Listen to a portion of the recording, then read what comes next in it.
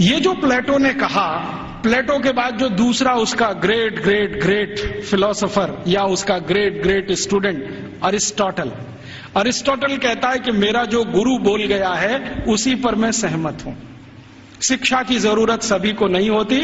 समाज का जो प्रभु वर्ग है, माने जो संचालन करता है राज्य का, उसके राजा, मंत्रियों के नजदीकी अधिकारी, बस इनको पढ़ाई होनी चाहिए, बाकी किसी को नहीं। अरिस्टोटल के बाद जितने भी फिलोसोफर आए हैं और लेटेस्ट रूसो, देकार्ते, लेबिनिज, ये सब अपनी अपनी किताबों में लिख रहे हैं शिक्षा की जरूरत किसी को नहीं होती। अगर जरूरत है तो थोड़ा राजा को है। माने यूरोप में प्लेटो के समय से चली हुई विचारधारा आज 18वीं शताब्दी के सभी दार्शनिकों तक सतत चली आई है। शिक्षा सबके लिए नहीं है, सिर्फ राजा के लिए और प्रजा के लिए। प्रजा को जरूरत नहीं है शिक्षा की, राजा के नजदीकी लोगों को जरूरत है। तो फिर ये शिक्षा कैसे पूर्ति की जाए? तो प्लेटो लिखता है रिपब्लिक पुस्तक में ही कि राजा को अगर अपने बच्चों को शिक्षा दिलवानी है या खुद को शिक्षा लेनी है या उसके मंत्रियों को शिक्षा दिलवानी है तो इसके लिए स्कूल नहीं चाहिए। कोई शिक्षक को पकड़ लाइए, राजा को महल में आके पढ़ा देगा। कोई शिक्षक को पकड़ लाइए, राजा के बच्चों को उसके घर में पढ़ा देगा। कोई शिक्षक को पकड़ लाइए, मंत्रियों को वहां पढ़ा देगा। स्कूल की क्या जरूरत है? तो फिर प्लेटो को कई बार पूछे जाने वाले प्रश्नों में से एक है कि स्कूल क्यों नहीं चाहिए? तो कहता है ये फालतू का खर्चा है। वो ये कहता है स्कूल बनाने से अच्छा है एक बनाओ ऐसा स्थान जहां पर मनोरंजन हो सके। स्कूल की क्या जरूरत है? घर में आके कोई पढ़ा देगा, क्या जरूरत है स्कूल की? तो इसलिए इंग्लैंड में, इंग्लैंड के पड़ोसी फ्रांस में, जर्मनी में, स्वीडन में, स्विट्जरलैंड में 16वीं 17वीं शताब्दी तक एक भी स्कूल नहीं खोला गया। बाद में क्या हुआ, क्रिश्चियनिटी का असर जैसे जैसे बढ़ा यूरोप में। आप जानते हैं कि क्रिश्चियनिटी यूरोप में 2000 साल पहले ही आई है। उसके पहले यूरोप क्रिश्चियन नहीं था। यूरोप की छोटी छोटी जातियां, जनजातियां होती थीं जो 1000 से ज्यादा हैं, समूह हैं छोटे छोटे, वो अपना अपना धर्म और संस्कृति माना करते थे। उनके यहां ईसाइयत क्या होती है मालूम नहीं। 2000 साल से ईसाइयत आई है। तो जब ईसाइयत का बहुत प्रचार हुआ और समाज और ईसाइयत के बीच में संघर्ष हुआ, तब उन्होंने बाइबल स्कूल शुरू किए और वो बाइबल स्कूल पूरे इंग्लैंड में फैले, फ्रांस में, जर्मनी में फैले। तो वो कह रहा है टीवी मैकॉले कि हमारे यहां तो कुछ स्कूल चलते हैं, वहां सिर्फ बाइबल पढ़ाई जाती है और कुछ नहीं पढ़ाया जाता। और बाइबल भी पढ़ाई जाती है तो संडे को पढ़ाई जाती है, बस मंडे से सैटरडे छुट्टी रहती है। और उन स्कूलों को इंग्लैंड के दस्तावेजों में संडे स्कूल्स कहा जाता है। और ये स्कूल शुरू हुए हैं और आज तक चल रहे हैं। आप यूरोप में कहीं भी जाइए, संडे स्कूल्स आपको मिलेंगे जहां पर आप बाइबल पढ़ सकते हैं। बाइबल में न्यू टेस्टामेंट पढ़ाते हैं, ओल्ड टेस्टामेंट पढ़ाते हैं, 2 ही चीजें पढ़ाते हैं, इसके अलावा कुछ नहीं। गणित क्या होता है, फिजिक्स क्या होती है, केमिस्ट्री क्या होती है, मेटलर्जी क्या होती है, सर्जरी क्या होती है, मेडिसिन साइंस, ये कुछ उनको 18वीं शताब्दी तक मालूम नहीं है। ऐसा गरीब देश है इंग्लैंड और उनकी ऐसी शिक्षा व्यवस्था है। जो उनका पहला स्कूल खुला है जिसमें मुश्किल से 250 स्क्वायर फीट की जगह है, उसमें उन्होंने पहली ही बार में 250 विद्यार्थी ले लिए। अब 250 स्क्वायर फीट में 250 विद्यार्थी कैसे बैठते होंगे? कल्पना कर लो आप, कितना स्पेस होगा उनके पास। एक शब्द इस्तेमाल होता है अंग्रेजों के यहां, ब्रीदिंग स्पेस। ब्रीदिंग स्पेस भी नहीं है। वो कह रहा है मैकॉले कि हमारे तो बाइबल स्कूलों में ब्रीदिंग स्पेस भी नहीं है। माने हर विद्यार्थी को घिच-पिच में बैठना पड़ता है, जगह नहीं है उनके पास। लेकिन भारत के एक एक गुरुकुल तो 5-5 हेक्टेयर में बने हुए हैं। 1 हेक्टेयर में लगभग 5 एकड़ होते हैं, 25 एकड़ में गुरुकुल बने हुए हैं। और वो कह रहा है कि भारत के बहुत सारे गुरुकुल रेजिडेंशियल हैं जहां पर विद्यार्थियों को रहने और खाने की व्यवस्था है, और कुछ गुरुकुल ऐसे हैं जो डे स्कूल की तरह से चलते हैं। विद्यार्थी सुबह आते हैं, शाम को पढ़ के अपने घर वापस जाते हैं। फिर उसको पूछा जाता है कि भारत के विद्यार्थियों को ये सारी की सारी जो शिक्षा दी जाती है, इसका कोई वर्गीकरण है, क्लासिफिकेशन है? तो वो बहुत सुंदर उत्तर दे रहा है, जो हमें इस पे रिसर्च आज जरूरी है करना। वो ये कह रहा है कि भारत के विद्यार्थियों को दो चीजें पढ़ाई जा रही हैं, एक तो शिक्षा है, दूसरी विद्या है। अब वो कहता है कि मुझे समझ में नहीं आता शिक्षा कौन सी है, विद्या कौन सी है, लेकिन मैं जितने भी गुरुकुलों में गया हूं, पूछता हूं क्या पढ़ते हो, तो कुछ विद्यार्थी कहते हैं हम शिक्षा ले रहे हैं, कुछ कहते हैं हम विद्या ले रहे हैं। ये विद्या क्या है, शिक्षा क्या है, मुझे समझ में नहीं आता, लेकिन ये हर गुरुकुल में मुझे सुनाई देता है। हमको समझना चाहिए कि शिक्षा और विद्या ये दो अलग चीजें होती हैं। आज के समय में हमने इन दोनों का खिचड़ी बना दिया है, और ऐसा खिचड़ी बना दिया है कि उसमें से चावल और मूंग की दाल को बीन पाना ही बड़ा मुश्किल हो गया है। नाम सब है विद्यालय और काम कर रहे हैं शिक्षालय का, है कि नहीं? कोई भी विद्यालय ले लो, 1 2 3 नाम विद्यालय, विद्यालय, महाविद्यालय, ये विद्यालय, काम सब शिक्षालय का कर रहे हैं, नाम विद्यालय रखा हुआ है। ऐसा घालमेल कर दिया। शायद ये मैकॉले का असर है, क्योंकि मैकॉले को शिक्षा और विद्या में अंतर नहीं मालूम था, हमें भी नहीं मालूम है। हम जानते नहीं है कि विद्या क्या होती है और शिक्षा क्या होती है। विद्या जो है ना, अपनी जिंदगी को अध्यात्म के रास्ते पर ले जाने वाली, अपने जीवन को ऊंचा उठाने वाली, आत्मा का परमात्मा से मेल कराने वाली, मनुष्य शरीर छूटने के बाद हमारी आत्मा परमात्मा से मिल जाए, इन सब बातों को सिखाने वाली, धर्म क्या है, अधर्म क्या है, न्याय क्या है, अन्याय क्या है, श्रेय क्या है, अश्रेय क्या है, छोड़ने वाला क्या है, ग्रहण करने लायक क्या है, ये सब ज्ञान देने वाली या विवेक देने वाली ये तो है विद्याएं। और बाकी हमने मैथमेटिक्स पढ़ लिया, हमने केमिस्ट्री पढ़ ली, हमने ये फिजिक्स पढ़ लिया, हमने ये कॉमर्स सीख लिया, हमने वो, ये है सब शिक्षा। तो कह रहा है कि भारत के सभी गुरुकुलों में विद्या है और शिक्षा है, लेकिन वो उसको इतना समझ में आ गया है कि ये जो विद्या है वो शिक्षा से ऊंची है। इसलिए भारत में गुरुकुल में जाने वाला सभी अपने को विद्यार्थी कहता है, शिक्षार्थी कोई नहीं कहता अपने को, क्योंकि मूल जो वो सीखने आया है वो कुछ और सीखने आया है।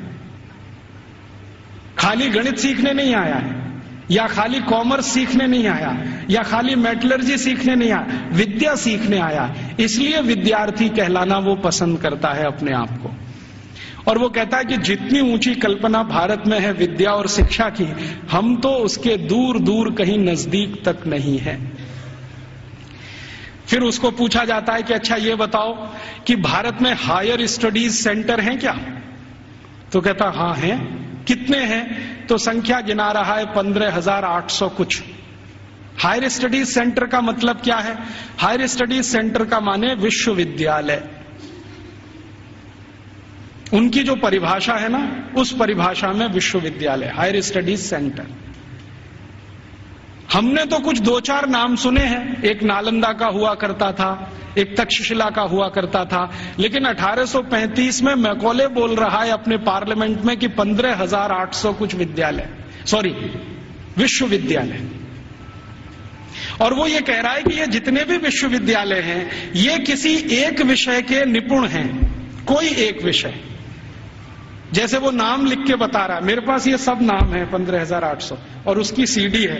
अगर एलसीडी प्रोजेक्टर हो तो मैं आपको दिखा सकता था।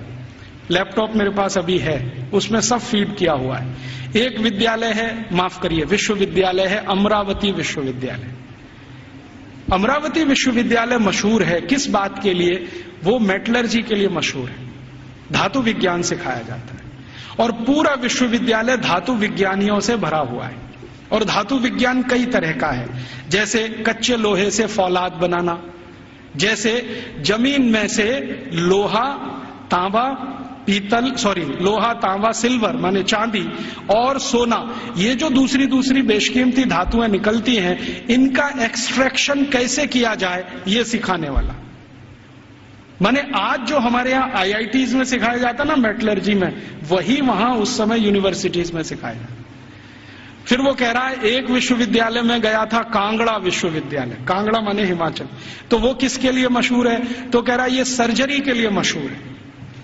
तो उसको पूछा जा रहा है कि किस तरह की सर्जरी होती है, तो कहता है जी हम सोच नहीं सकते वैसी सर्जरी होती है। और उसको उसने शब्द दिया है जिसको आज के इक्विवेलेंट अगर मैं कहूं तो राइनोप्लास्टी। राइनोप्लास्टी सर्जरी का लेटेस्ट साइंस है 21वीं शताब्दी का, जिसमें आपके शरीर के किसी अंग के चमड़े को निकालकर किसी दूसरे अंग पे लगा दिया जाए। और ये 1835 में वो बोल रहा है कि कांगड़ा विश्वविद्यालय में तो ये सब सिखाया जाता है और सब सीखते हैं राइनोप्लास्टी। तो वो कहता है मैंने मेरी आंखों से एक ऑपरेशन देखा है जिसमें पैर के नीचे के हिस्से से, माने घुटने से नीचे के हिस्से से चमड़ी निकालकर नाक पर लगाई गई, और वो कहता है 21 दिन में वो पूरा ठीक हो गया है, पता ही नहीं चलता है कि इसका कोई ऑपरेशन हुआ है। ग्राफ्टिंग जिसको कहते हैं, स्किन ग्राफ्टिंग। और ये 1835 में भारत में होता है।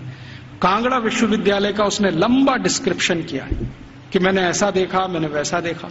फिर इसी तरह एक अंग्रेज अधिकारी है, वो खड़ा होकर चिल्लाने लगता, हाँ मैंने भी देखा है, कर्नल कूट उसका नाम। जैसे ही उसने सुना तो वो भी खड़ा हो गया। उसने कहा मैंने भी देखा है, एक बार मैं भारत देश गया था, हैदर अली के साथ मैंने युद्ध लड़ा था, हैदर अली ने मुझे परास्त कर दिया था, मेरी नाक काट दी थी, मैं कटी हुई नाक लेके वहां से भागा था, और बेलगाम नाम का भारत में कोई एक गांव है, वहां के एक वैद्य ने मेरी नाक का ऑपरेशन किया था और जोड़ दिया था, और अभी वो नाक मेरी ऐसी है। वो खड़े होकर बोल रहा। तो उसको सब सांसद पूछ रहे हैं कि अच्छा तुम्हारी नाक ही काटी थी, सिर क्यों नहीं काटा? क्योंकि तुम तो परास्त हो गए थे, तो तुम्हारा सिर क्यों नहीं काट दिया?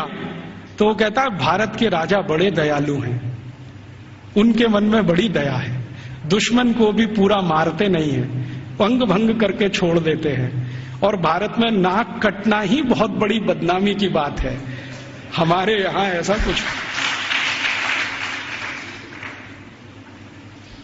तो ये कर्नल कूट के जो कहे हुए और मैकॉले के कहे हुए, इन दस्तावेजों से अंदाजा लगता है कि सर्जरी कोई बहुत ऊंचे स्तर की थी।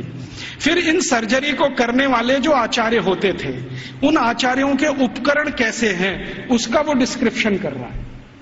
और आपको सुनकर आश्चर्य होगा कि सामान्य रूप से सर्जरी का एक आचार्य, आचार्य माने आज का MS, मास्टर ऑफ सर्जरी, उस जमाने का आचार्य, तो वो कहते हैं कि सामान्य रूप से एक आचार्य के पास कम से कम 500 इंस्ट्रूमेंट्स तो होते ही हैं। वो कहता 20 तरह की तो उनके पास क्लिप्स हैं, ये जो 2 वाली होती है ना पकड़ के, 20 तरह की, और सभी उच्च स्तर के लोहे से बनी हुई, जिनमें कभी जंग नहीं लगता। फिर वो कहता भारतवासी बिना जंग का लोहा बनाना तो 10वीं शताब्दी से जानते हैं, हमने उनसे ही सीखा है, हमको लोहा बनाने की तकनीक भारत से ही आई है, और ऐसा लोहा बनाना जानते हैं जिसपे कभी जंग नहीं लगती। वो आज भी कभी देखना हो तो चले जाइए, मेहरौली का खंबा खड़ा हुआ है। वो कहता इनको ऐसा लोहा बनाना आता है तो इंस्ट्रूमेंट अच्छे अच्छे बना लेते हैं। और वो एक मजे की बात कह रहा है कि जिस समय इंग्लैंड में हम चिकित्सा कराते हैं अपनी कोई बीमारी की, तो उस समय 1835 में इंग्लैंड में चिकित्सा क्या होती है जरा सुनिए, और यहां कोई एलोपैथी डॉक्टर हैं तो वो जरा ध्यान से सुने।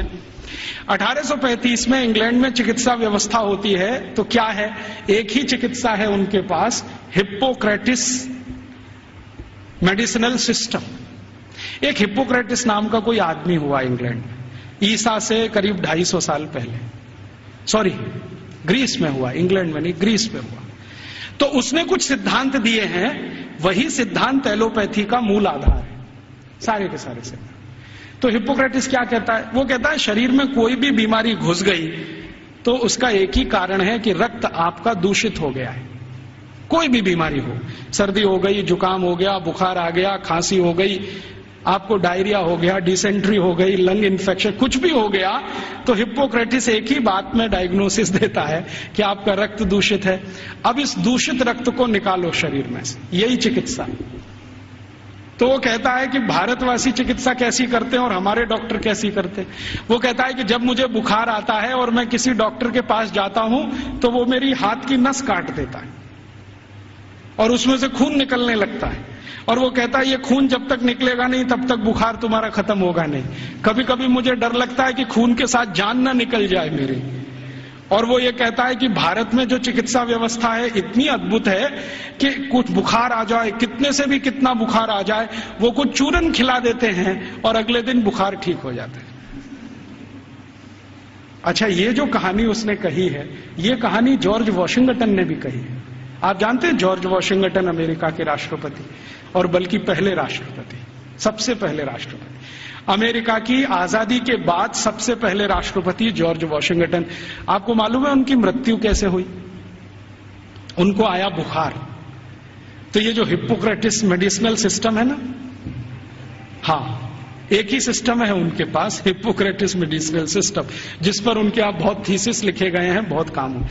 तो उनको आ गया बुखार, और बुखार हो गया बहुत 103 104 डिग्री। तो उनका डॉक्टर आया और उनके दोनों हाथों की नस काट गया, हाँ, और कहा कि ये खून बहने दो, अभी मैं सवेरे आऊंगा आपको देखने। तो दोनों हाथों की नस कटी और रात भर में इतना खून बह गया कि सवेरे जॉर्ज वॉशिंगटन मरे हुए मिले। ये है मॉडर्न एलोपैथिक सिस्टम। और मैकॉले कह रहा है कि जिस समय हम तो सिर्फ नस काट के खून निकाल के इलाज करते हैं, भारत के लोग पता नहीं क्या क्या जड़ी बूटियों से चूरन बनाते रहते हैं, पाउडर बनाते रहते हैं। और वो कहता है कि इनके कॉम्बिनेशन इतने परफेक्ट हैं कि 1-2 बार ही खाना पड़ता है, उसके बाद खाना ही नहीं पड़ता। फिर उसको पूछा गया, क्या तुमने कोई लिस्ट बनाई है ये जो चूरन में कॉम्बिनेशन है इसके? तो वो कहता है हाँ, मैं एक लिस्ट बना रहा हूं, उसमें कुछ मेडिसिनल हर्ब्स हैं, कुछ रूट्स हैं, कुछ प्लांट्स हैं। तो वो पूछ रहे हैं कितनी संख्या हो गई है? तो उसने कहा 16,000 तो हो गई है, पता नहीं आगे कितनी जाएगी।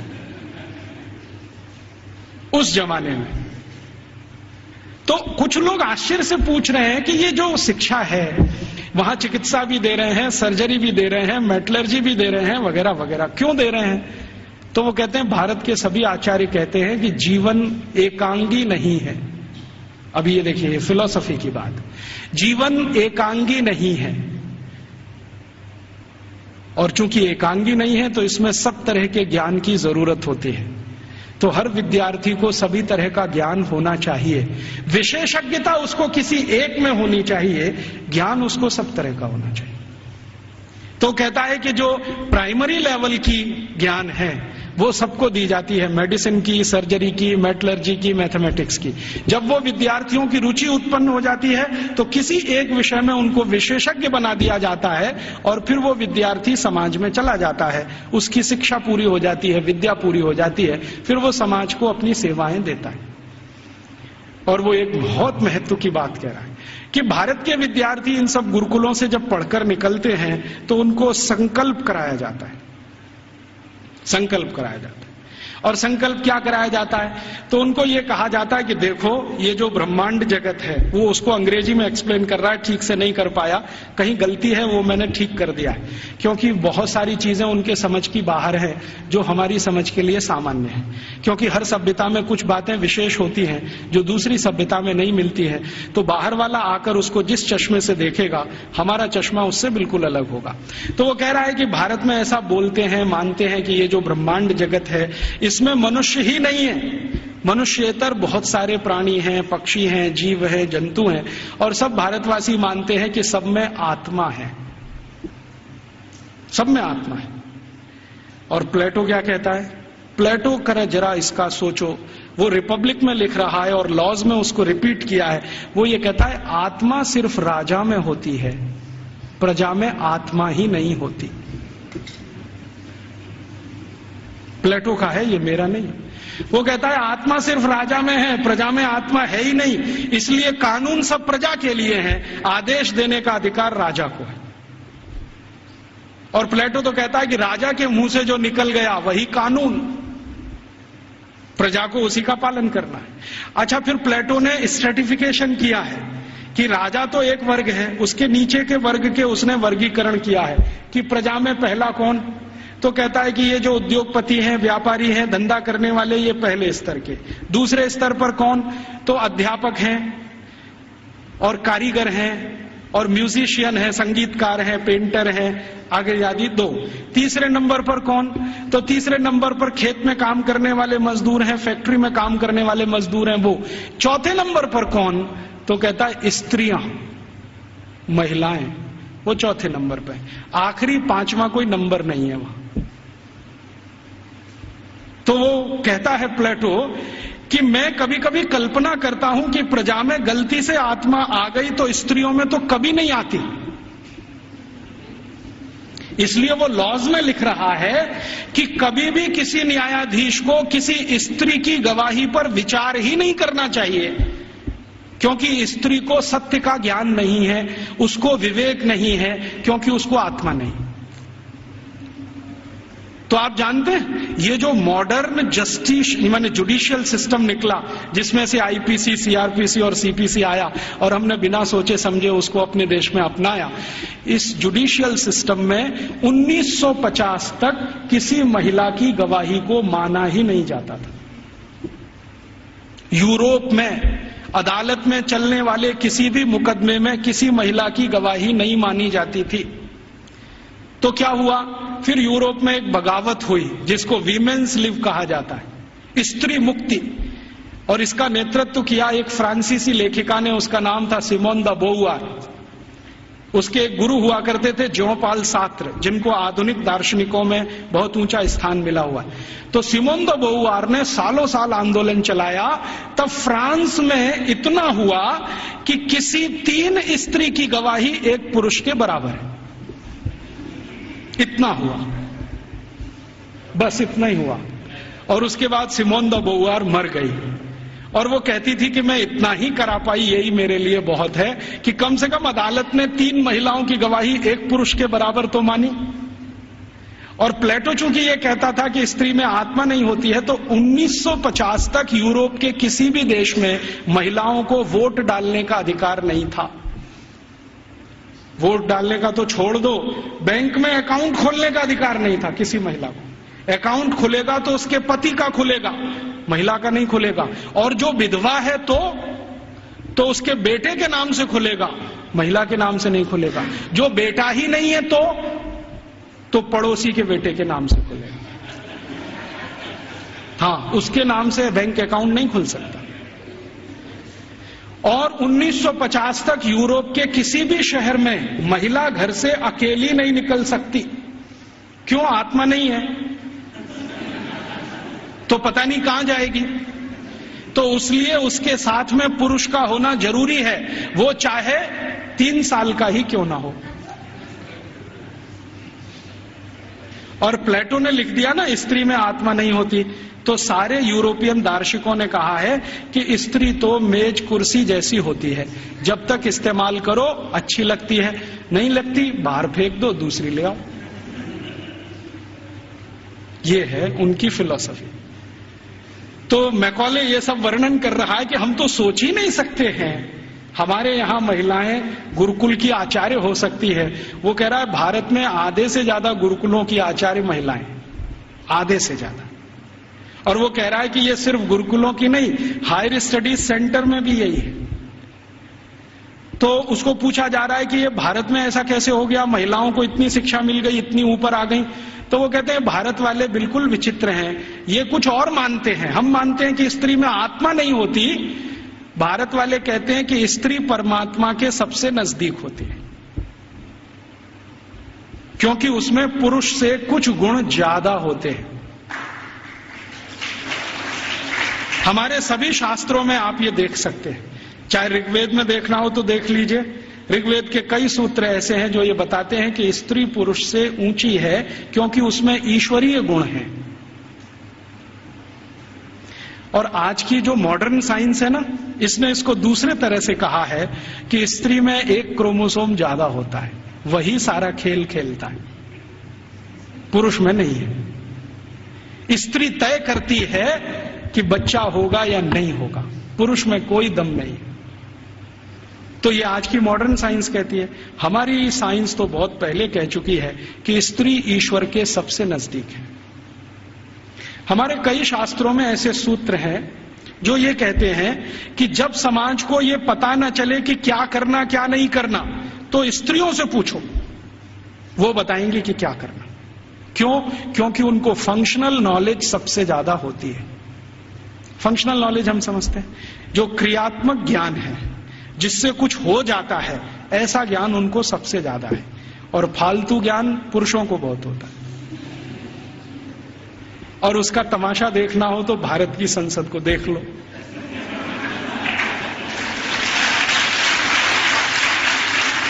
देखा आपने संसद में जो पुरुष सांसद हैं वो मां बहन की गालियां देते हैं और स्त्री सांसदों को चुपचाप निकल जाना पड़ता है।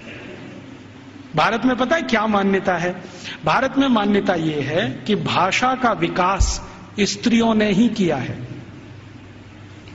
भाषा का विकास स्त्रियों ने ही किया है, पुरुष की ताकत नहीं है भाषा का विकास करने। क्यों? क्योंकि भारतीय भाषाओं में, भारतीय भाषाएं पता है? संस्कृत, तमिल, तेलुगु, कन्नड़, मलयालम, बंगाली माने बंगला, आसामी, उड़िया, ये सब भारतीय भाषा है। और हिंदी उर्दू मिलने से पहले, अभी तो हिंदी नहीं रही है, उसमें बहुत कुछ उर्दू घुस गई है, फारसी पता नहीं क्या क्या घुस गया। तो हिंदी उर्दू मिलने से पहले और बाकी सब भारतीय भाषाएं। आपको मालूम है इनमें गालियां नहीं है, एक भी गाली नहीं है। और गाली नहीं है तो यह सिद्ध करता है कि यह भाषा स्त्रियों ने ही रची है। हाँ, क्योंकि स्त्रियों में कितना भी गुस्सा हो, गाली नहीं निकलती उनके मुंह से, क्योंकि ईश्वरीय गुण है उनमें कुछ। तो मैकॉले कह रहा है कि भारत में स्त्री ईश्वर के नजदीक है, परमात्मा के नजदीक है। और वो एक सूत्र सुना रहा है, पता नहीं उसको कहां से मिल गया। वो कहता है भारत के लोग ऐसा कहते हैं कि स्त्री के बिना मोक्ष नहीं होता। और ये एक दिन मुझे भी अनुभव हुआ है। मैं दक्षिण भारत में गया था, एक गांव में व्याख्यान देने। वो गांव में एक मंदिर है, बड़ा मशहूर मंदिर है। मैंने सोचा मैं भी दर्शन करूं, तो पुजारी ने कहा आप अंदर नहीं जा सकते। मैं पूछा क्यों? कि आप ब्रह्मचारी हैं। मैं पूछा तो क्या हुआ, ब्रह्मचारी हूं, अंदर नहीं जा सकता। नहीं जा सकते। क्यों नहीं जा सकता? कि आप पवित्र नहीं है। मैं पूछा वो कैसे? उन्होंने कहा पवित्रता तो स्त्री के आने के बाद ही आती है। हाँ, और वो ब्रह्मचारी ने इतनी गंभीरता से कहा कि मैं देखने लगा उसका चेहरा, ये बोल क्या रहा है। तो उसने कहा कि स्त्री के जीवन में आने के बाद ही पुरुष पवित्र होता है, उसके पहले तो वो लंपट होता है।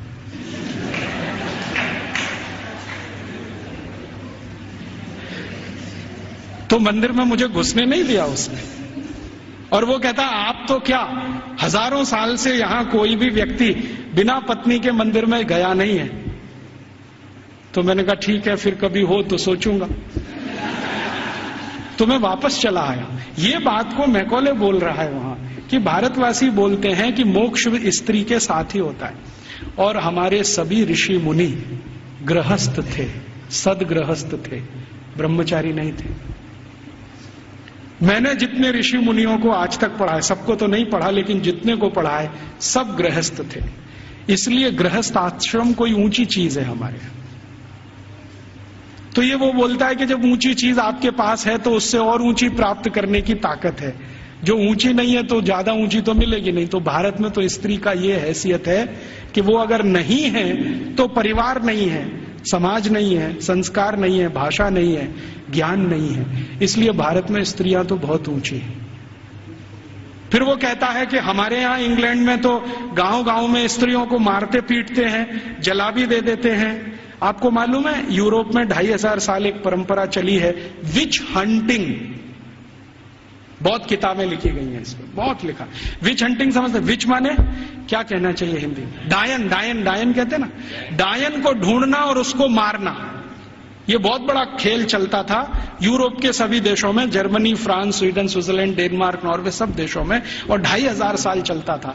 गांव में ढूंढ ढूंढ के ऐसी महिलाओं को मारा जाता था जिनके पति की मृत्यु हो गई हो। तो मान लिया जाता था ये तो विच हो गई है और इसको हंट करना है, माने मार देना है। उनको जिंदा जलाना, कभी उनको जमीन में खड्डा खोद के गाड़ देना, बाल पकड़ के उनको खींच लेना, तरह तरह के अत्याचार उनके ऊपर होते थे। और किस देश में किस साल में कितनी महिलाओं को भी छंटिंग किया गया, इसके रिकॉर्ड्स आजकल मैं इकट्ठे कर रहा हूं।